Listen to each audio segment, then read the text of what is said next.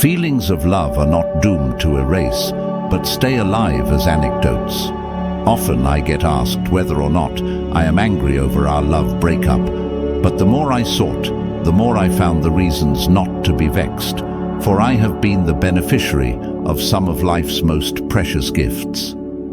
It seems that we came into each other's path for many good reasons, perhaps not to stay together for the entire journey, but for a part of it. She taught me so many blooming things about friendship, life and love, things that changed the person within me. I grew a compassionate heart. I became a better human, having evolved into a new consciousness. She taught me to give, as it is only because the heart wants to be a giver, to let the heart be content, regardless of what the receiver does with the gift.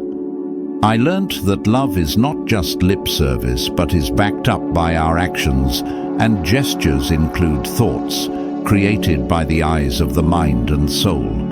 That this life is a continuation of our story from many rebirths before, and it is the ties of the past and future renewals that have brought us here.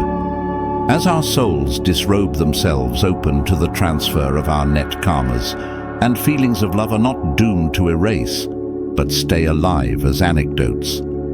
Her gentle soul made me believe that there is goodness within each of us.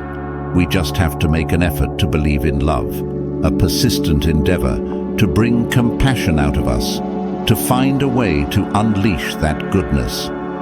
Despite the hurdles faced, with devotion and loyalty, love will prevail. Love is life.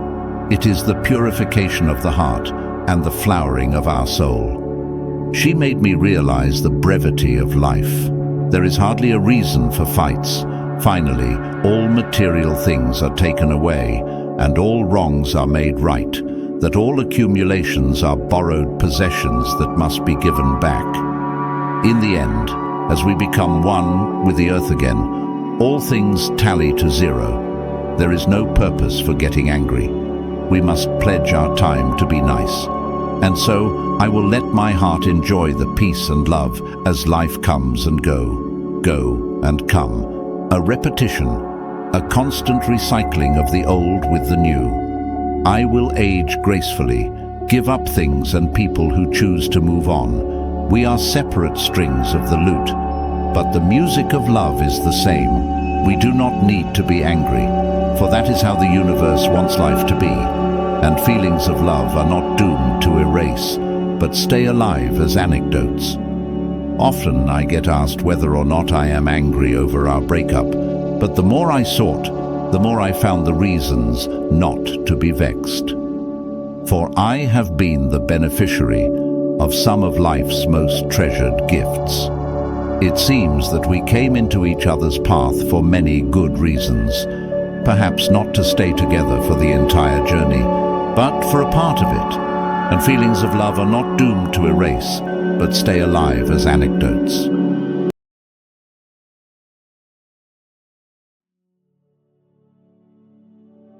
Love lets us flow within the universe, a harmonized whole, pure and divine. It lives in the receptive but longing soul. Love is timeless and as boundless as the open skies. It was never born, and therefore love will never die.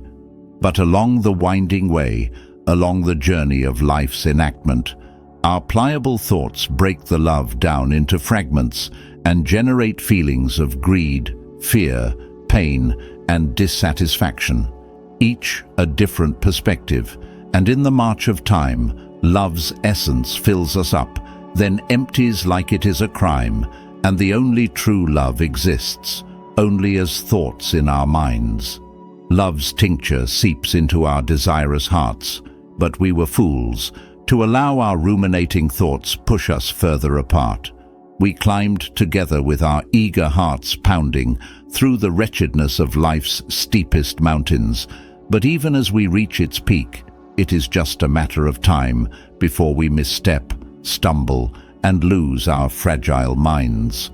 For love, you see, flows within us as a harmonized whole, pure and refined. It lies buried deep in the core of the soul. but our faulty thoughts break it down into pulverized fragments, each a different perspective of the scenes of our time. Love's kernels fill us up, then empty like it is an unpardonable crime, and the true love exists only as thoughts in our minds. Why does it have to be this challenging, and why this painful way? How come we have lost our footing and gone this far astray? Why have we thrown our friendship aside and lost faith? Why did we walk out of love, out of heaven's gate, when we were fools and too blind to see, too undiscerning to behold? That love is part of the universe, a harmonized whole, pure and taintless.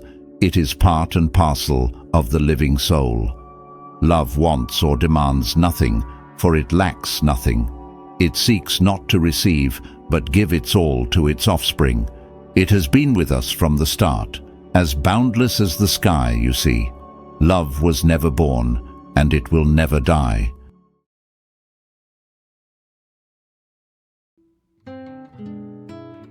We all stand in the way of the need to give and receive pure love, but distracted by greed and competition. And quick to be annoyed, we are preoccupied with often petty things that are impermanent. We are more often seduced by the idea of a mind full of illusions and an inner urge that releases us in the turbulent waters of life.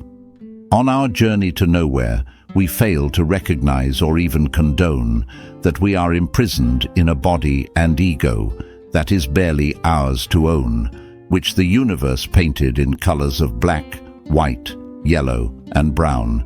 And only pure love paints us inside and out in a common hue of gold. We all stand in the way of the need to give and receive love's uphold.